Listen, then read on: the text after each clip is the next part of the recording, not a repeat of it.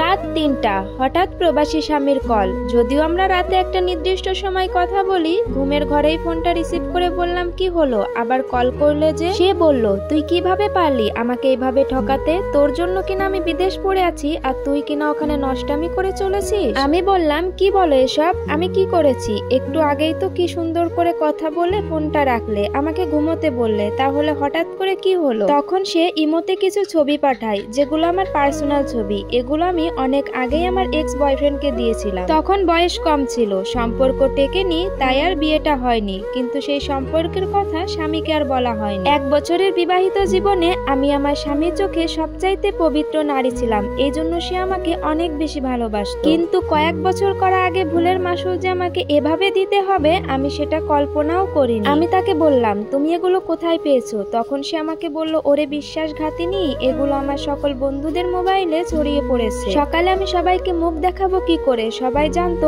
আমার বউ কখনো কোনো পুরুষের দিকে তাকায় না পর্যন্ত। আর সেই বউয়ের এত নোংরা ছবি, তাও আবার অন্য ছেলেদের সাথে। তুই আমার মান সম্মান এভাবে নষ্ট না করলেও পারতি। লাইনটা কেটে যায়, আমি কাঁদতে থাকি, দিশেহারা হয়ে খুঁজতে থাকি এক্স বয়ফ্রেন্ডের নাম্বার। কিন্তু আমি তো সব ভুলে গিয়েছি, কয়েক বছর আগে করা ভুলের কথা মনেও ছিল না। সকাল শুরু হতে না হতেই হাজারটা মেসেজ, হাজারটা কল, সবাই হাসাহাসি করছে, ঠাট্টা করছে। আমি বারবার কল করছিলাম আমার স্বামীকে ক্ষমা চাওয়ার জন্য, কিন্তু সে আগেই আমাকে ব্লক করে দিয়েছে। দেবর, ননদ, শ্বশুর, শাশুড়ি, আত্মীয় স্বজন সবার কাছে পৌঁছে গেছে আমার ওই ছবিগুলো। কিন্তু এত বছর পর আমার এত বড় সর্বনাশটা করলোটাকে? এত বছরে তো এক্স বয়ফ্রেন্ডের নাম্বারটাও হারিয়ে ফেলেছি। আমি আমার এক বান্ধবীকে কল দিই, সেও হাসাহাসি করছিল, বলছিল খুব তো ভাবনীতি বিদেশি স্বামীকে নিয়ে, আর লুকিয়ে লুকিয়ে এসব করছিস, স্বামীকে বললি না কেন? তাহলে তো সে শুরু থেকে সবকিছুই জানতো। সব দিক থেকে এত প্রেসার আসতে লাগলো যে আমি পাগল হয়ে যাচ্ছিলাম। শ্বশুর কড়া গলায় বললেন, কোনো চরিত্রহীন মেয়ের ঠাঁই এই বাড়িতে হবে না,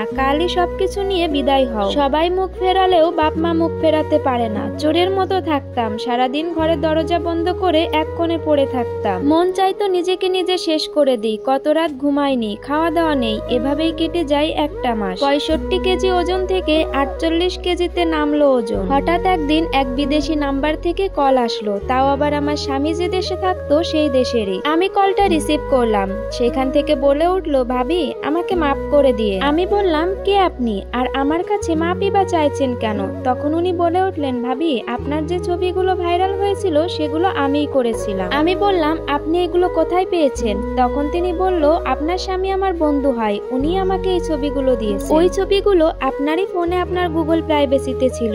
আপনার স্বামী এখানে একজনের সাথে সম্পর্কে জড়িয়েছে। আপনার সবকিছু জেনেই আপনার স্বামী এত নিখুঁত অভিনয় করেছে, যাতে তার জন্য আপনি অনুতপ্ত থাকেন, কারো সামনে মুখ দেখাতে না পারেন। সে গত সপ্তাহেই বিয়ে করেছে এদেশে। এসব কথা শুনে মনে হলো আমার পায়ের নিচের মাটি সরে গেল। আমি তখন বললাম, আপনি যখন এসব করেই ফেলেছেন, তাহলে এখন কেন আমাকে সবকিছু জানাচ্ছেন? তখন তিনি বললেন, আপনার স্বামী আমাকেও ধোঁকা দিয়েছে। সে সম্পর্কে জড়িয়েছে জানতাম, কিন্তু সে যে আমারই বইয়ের সাথে অবৈধ সম্পর্কে জড়িয়েছে এটা আমি জানতাম না। আমি বুকে এত কষ্ট নিয়েও হেসে বললাম, পাপ বাপকেও ছাড়ে না। আপনি আমার সর্বনাশ করেছেন বলে আপনার সাথেও সর্বনাশ হয়েছে, কিন্তু আমার অতীতের সাথে বর্তমানের কোনো সম্পর্ক নেই। তবু এই সমাজের চোখে আপনি আমাকে খারাপ বানিয়ে দিলেন। লাইনটা কেটে দিলাম। হাজার কষ্টের মাঝেও কোথাও যেন একটা শান্তি পাচ্ছিলাম। আমার জীবনের গল্প শুনে হয়তোবা সবাই হাসবেন, কিন্তু আমি তো জানি এর মধ্যে একচুল মিথ্যাও নেই। আর এই সম্পূর্ণ স্টোরিটা একটা আপুর লাইফ থেকে নেওয়া। এই স্টোরির সাথে আমার ব্যক্তিগত জীবনের কোনো রকম কোনো মিল নেই।